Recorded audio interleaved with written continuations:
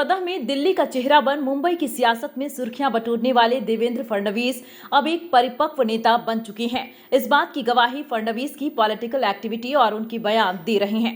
कभी बात बात पर सियासी बखेड़ा खड़ा करने वाले फडणवीस अब नाप तौल कर बोलती हैं।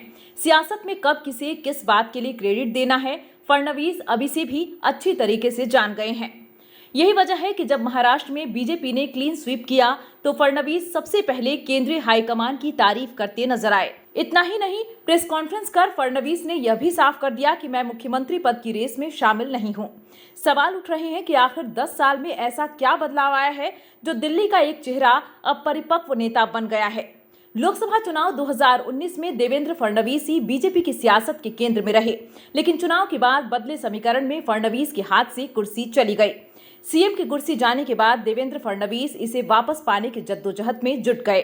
उस वक्त महाराष्ट्र में राष्ट्रपति शासन लागू था। कहा जाता है कि कांग्रेस के अहमद पटेल और शरद पवार किसी भी तरह राष्ट्रपति शासन हटाना चाहते थे, जिससे महाराष्ट्र में महाविकास अघाड़ी की सरकार का गठन हो सके, लेकिन यह इतना आसान नहीं था। इसी बीच एक राजनीतिक घटना होती है और देवेंद्र फडणवीस अजित पवार के साथ अहले सुबह मुख्यमंत्री पद की शपथ ले लेते हैं। हालांकि जब बहुमत साबित करने की बात आती है तो अजित चाचा के खेमे में वापस लौट जाते हैं। एक इंटरव्यू में फडणवीस ने इसे शरद पवार का ट्रैप बताया था। महाराष्ट्र के सियासी गलियारों में ऐसी चर्चा थी कि पवार और अहमद पटेल ने मिलकर अजित को फडणवीस के पास भेजा था, जिससे राष्ट्रपति शासन तुरंत हट सके। 2023 में देवेंद्र फडणवीस ने शरद पवार से इसका सूद समेत बदला ले लिया। फडणवीस इस साल अजित के साथ साथ एनसीपी के 40 विधायकों को भी अपने पाले में साथ ले आए।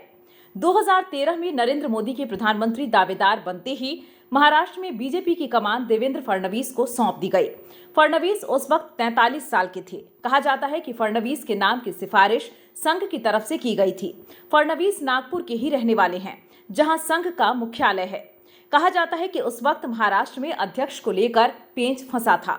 गोपीनाथ मुंडे और नितिन गडकरी अपने अपने गुट के नेता को इस पद पर काबिज कराना चाहते थे, लेकिन फडणवीस को न्यूट्रल होने का फायदा मिला।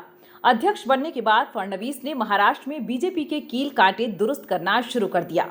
2014 के लोकसभा चुनाव में यूपी बिहार की तरह ही महाराष्ट्र में भी एनडीए गठबंधन ने बड़ी जीत हासिल की। इसके ठीक 6 महीने बाद हुए विधानसभा चुनाव में बीजेपी बड़ी पार्टी बनकर उभरी। बहुमत से दूर बीजेपी ने देवेंद्र फडणवीस को मुख्यमंत्री बनाने का फैसला किया। महाराष्ट्र में बीजेपी का यह फैसला 2 मायनों में अहम था। पहला, फडणवीस बहुत लोकप्रिय चेहरा नहीं थे, उन्हें राज्य में संगठन का नेता माना जाता था। दूसरा, देवेंद्र फडणवीस ब्राह्मण समुदाय से ताल्लुक रखते हैं। आमतौर पर महाराष्ट्र में मुख्यमंत्री की कुर्सी मराठा और ओबीसी के बीच ही जाती रही है। देवेंद्र फडणवीस पूरे 5 साल तक महाराष्ट्र के मुख्यमंत्री रहे। इस दौरान उनकी तुनक मिजाजी और फायर ब्रांड वाली छवि महाराष्ट्र की सियासत में सुर्खियों में रही।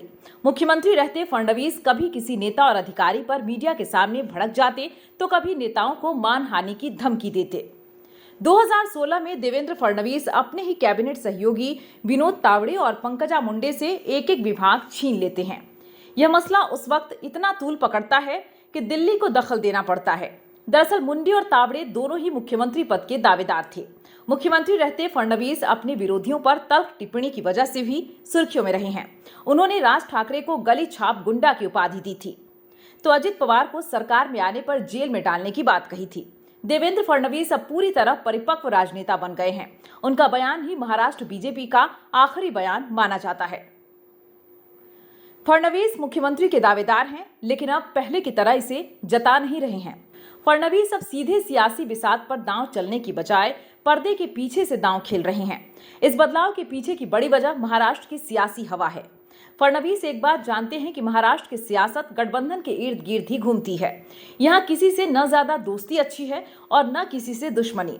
सड़क छाप गुंडे राज ठाकरे अब उनके दोस्त हैं। फडणवीस इस बात को भी जान गए हैं कि महाराष्ट्र में मुख्यमंत्री की कुर्सी पर बैठने से ज्यादा महत्वपूर्ण है शक्ति में रहना। इन्हीं वजहों से अब फडणवीस बदले बदले नजर आते हैं।